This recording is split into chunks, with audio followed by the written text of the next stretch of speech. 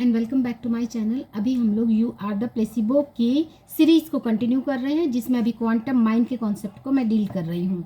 सो quantum mind यानी कि mind में कोई भी चीज़ की पहले एक माइक्रो लेवल पे मेंटल पिक्चर हमारे मेंटल स्क्रीन पर बनती है, और वो पिक्चर जितनी क्लियर बनेगी वो चीज़ें आपको फिजिकल फॉर्म में मैनिफेस्ट उतनी ही जल्दी उतनी ही आसानी से होगी। जो डिस्पेंजा अपनी बुक में जो लिखते हैं और जो उन्होंने अपनी रियलिटी को एक्सप्लेन किया है कि किस तरह से उन्होंने अपनी जो ब्रोकन स्पाइनल कॉर्ड थी उसको कैसे हील किया, स्पाइनल कॉर्ड की हेल्दी स्पाइनल कॉर्ड को किस तरह से उन्होंने मैनिफेस्ट किया। इसे माइक्रो लेवल पे जब हम समझते हैं कि माइक्रो सब एटॉमिक पार्टिकल से ही मैक्रो लेवल पे कोई भी चीज़ें मैनिफेस्ट होती हैं। यहाँ पे ऑब्जर्वर इफेक्ट आता है, जिसे आप बहुत हद तक लॉ ऑफ अट्रैक्शन से भी इससे जोड़ सकते हैं। कॉन्सेप्ट तो एक्चुअली पूरे यूनिवर्स का एक ही है, उसे अलग अलग फॉर्म में समझाया गया है। सो ऑब्जर्वर इफेक्ट यानी कि किसी चीज़ को हमने देखा, इंटेंशन उसकी आई, उसको ऑब्जर्व किया, एंड देन उसके अकॉर्डिंग जब हम एक्शन लेते हैं, माइंड में जब उसकी मेंटल पिक्चर बनाते हैं, वो सारी चीज़ें फिजिकल फॉर्म में मैनिफेस्ट होती हैं। यहाँ पे डॉक्टर जो डिस्पेंजा बोलते हैं कि placebo is not fantasy, it's quantum reality. उन्होंने कैसे इसको पॉसिबल बनाया, इसे पहले समझते हैं। ऐसे तो सुनने में लगता है एक टूटी हुई हड्डियाँ, और उन्होंने कैसे इसको किया होगा। तो इसे ऐसे समझते हैं कि माइंड में एक बनी हुई है एक पिक्चर कि ऐसी जिस तरह से उन्होंने अपने स्पाइनल कॉर्ड की पिक्चर जब वो ब्रोकन होगी तो हमारे माइंड में भी जैसे हम हैं वैसी हमारे मेंटल स्क्रीन पर वैसी पिक्चर बनी हुई है।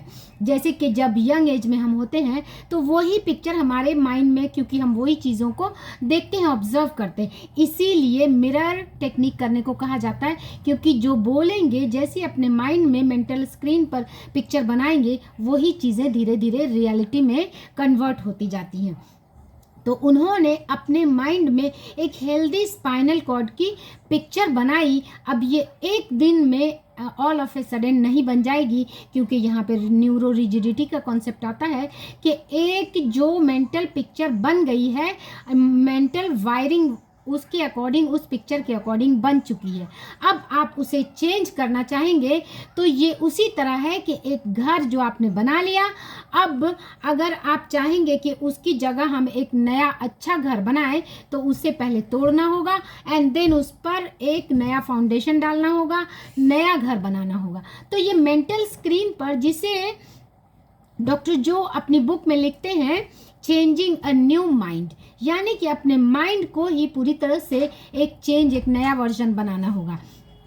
जो एक पुरानी पिक्चर थी उसके अकॉर्डिंग जो रियलिटी थी, अब उसे अगर हम चेंज करेंगे, यानी कि एक जो घर है, जो कि एक पुराना टूटा फूटा हुआ घर है, उसे अब हम पूरी तरह से डिमोलिश करेंगे, उस पर नया फाउंडेशन डालेंगे, एंड देन उसमें सारे वो कंक्रीट, सीमेंट, सारी चीज़ें डाल के अब हम एक नया घर बनाएंगे। ये बिल्कुल ही न्यूरोप्लास्टिसिटी और न्यूरो रिजिडिटी बिल्कुल ही इसी कॉन्सेप्ट को बताता है न्यूरल लेवल पे।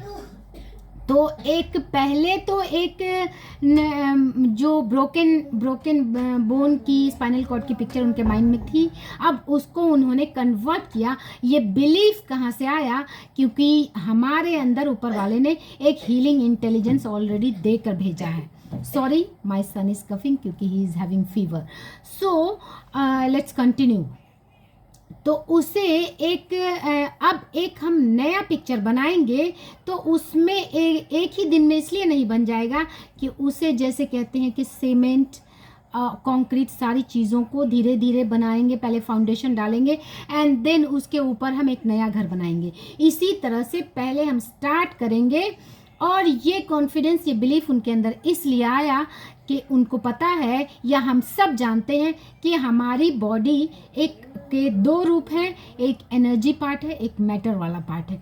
तो और एनर्जी पार्ट जितना कोहेरेंस में होगा, हमारी बॉडी उतनी ही मीन्स एफर्टलेस रहेगी।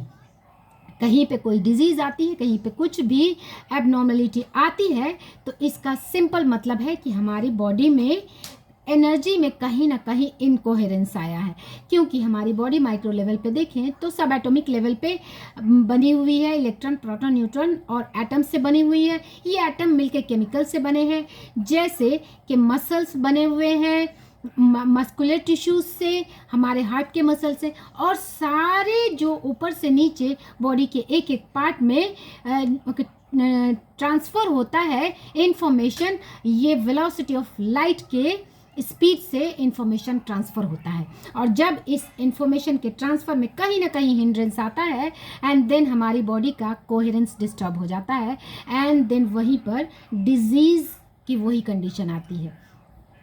तो जब एक अनहेल्दी बॉडी से एक हेल्दी बॉडी की जब आप अपने माइंड में पिक्चर बनाएंगे तो एक इनकोहेरेंट स्टेट से कोहेरेंस के स्टेट में आना होगा, और इसमें एनर्जी के अलाइनमेंट को ऊपर से नीचे बॉडी के हर पार्ट में बॉडी का, और यहाँ पर एक चक्रा का भी कॉन्सेप्ट आता है कि 7 चक्र होते हैं, और जो ऊपर से नीचे 7 तरह के हमारे चक्र हैं, और एनर्जी उसी पॉइंट पर सातों चक्रों से फ्लोट करती है, और इसीलिए कहा जाता है कि सातों चक्र का बैलेंस होना ज़रूरी है अपने हमारे एक परफेक्ट बॉडी के लिए। और एक भी चक्र का जब बैलेंस गड़बड़ाता है तो हमारे बॉडी का बैलेंस गड़बड़ाता है, और यही कंडीशन आती है डिजीज़ की।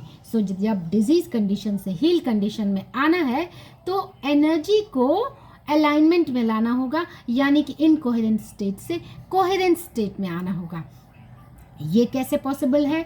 जहाँ पर भी अगर बॉडी का कोई भी पार्ट, अगर फॉर एग्जांपल आपकी किसी भी बॉडी के किसी भी पार्ट में पेन हो रहा है, कहीं पे कुछ भी है, तो अपने जो जिसको कहते हैं कि प्राण वायु, और यानी कि हायर इंटेलिजेंस, इनर इंटेलिजेंस, आप जो भी नाम दे दें, उसको वहाँ तक पहुँचाने की ज़रूरत है।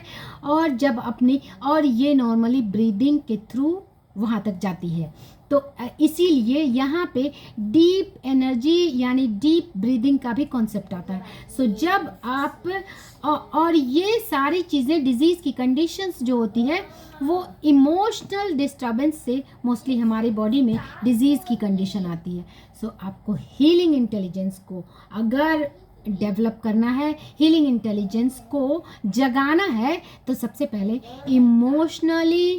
इमोशनली इंटेलिजेंस लेवल पे काम करना होगा। यानी कि अगर आपको हीलिंग चाहिए तो सबसे पहले जो आता है कि वरीज, इसीलिए कहते हैं कि जब आपको पावर ऑफ सबकॉन्शियस माइंड में भी ऑथर ने, जोसेफ मर्फी ने इसे बहुत अच्छे से एक्सप्लेन किया है कि उन्हें के लंग में यानी ट्यूबरकुलोसिस हुआ, और उन्होंने कंटिन्यूअस एफर्मेशंस देनी शुरू कर दी।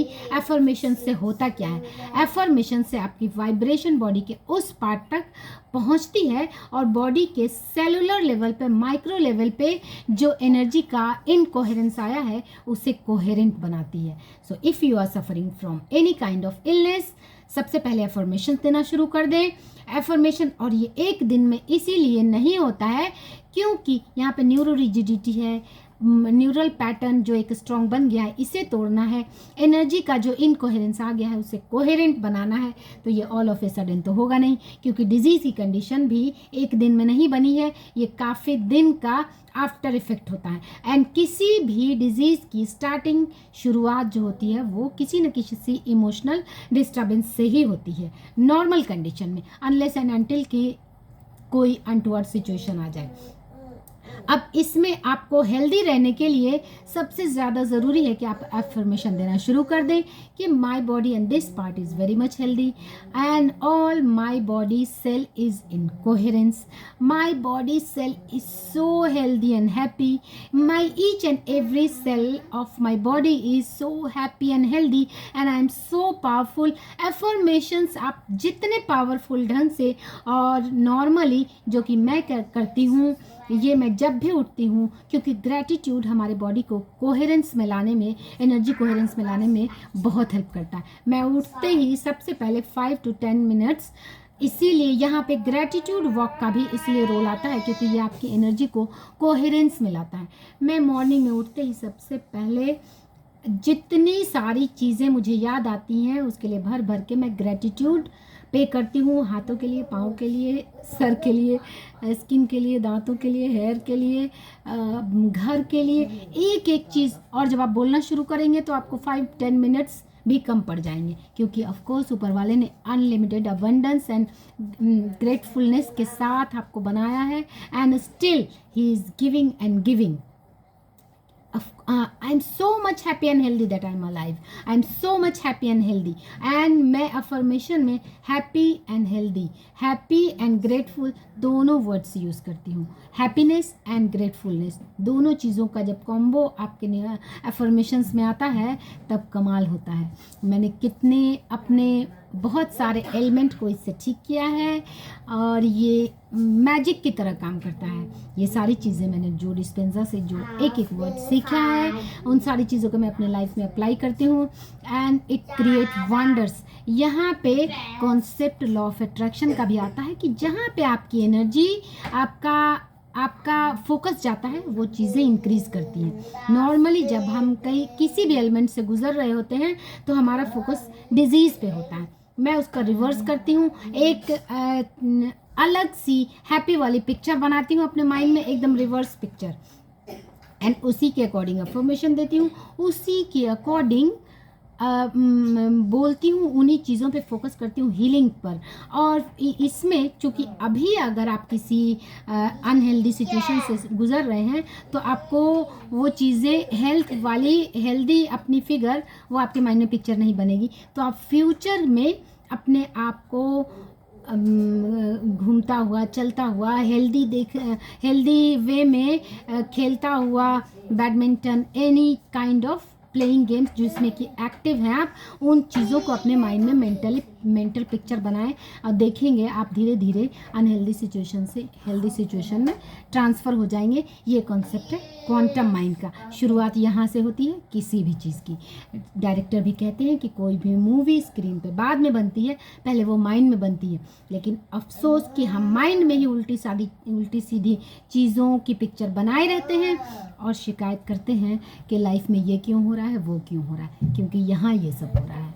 सो अपने माइंड में even if you are not feeling good, even if you are not feeling healthy, still अपने वर्ड से अपने माइंड में उसके रिवर्स पिक्चर बनाएं. जैसे कि जब मेरा मूड ठीक नहीं होता है, मैं आंखें बंद करके कोई अच्छी सी पिक्चर डेलिबरेटली मीन्स चाहे वो झूठी हो, फॉल्स हो, उन सारी चीज़ों की पिक्चर मैं अच्छी बनाती हूँ. इवन कि the person who hurts me और the person who have hurt me in the past, मैं उसकी भी एक रिवर्स पिक्चर बना लेती हूँ अपने माइंड में, सो दैट उससे रिलेटेड नेगेटिविटी मेरे माइंड में ना आए. क्योंकि मुझे अपने बॉडी को, अपने माइंड, बॉडी एंड सोल को नेगेटिविटी नहीं देना है. मुझे अनहेल्दी जो चीज़ें बनाती है इतना सा भी वाइब्रेशन अपने बॉडी को नहीं देना है. सो जो भी चीज़ें नेगेटिव होती हैं, चाहे वो इंसान हो, चाहे वो रिलेशन हो, चाहे वो कोई पर्सन हो, कोई सर्कमस्टांसेस हो, मैं अपने मेंटल पिक्चर पे रिवर्स कर देती हूँ उस सिचुएशन को. फॉर एग्जांपल कोई ऐसा आदमी है जो कि बहुत एंग्री है, उसकी पिक्चर जब आपके माइंड में आएगी तो आपको एक इनसिक्योरिटी, डर जैसा होगा. तो मैं उस इंसान की एक हंसते हुए पिक्चर अपने माइंड में बना लेती हूँ deliberately to create positive vibes, जो कि मेरी बॉडी में एक हाई वाइब्रेशन का स्टेट देती है. उम्मीद है वीडियो पसंद आया होगा. ऑफ कोर्स थोड़ा लंबा हो गया, बट अगर आप इसके कॉन्सेप्ट को समझेंगे, अपने लाइफ में अप्लाई करेंगे, तो ये आपके लिए वंडर्स क्रिएट करेगी. मिलते हैं नेक्स्ट वीडियो में.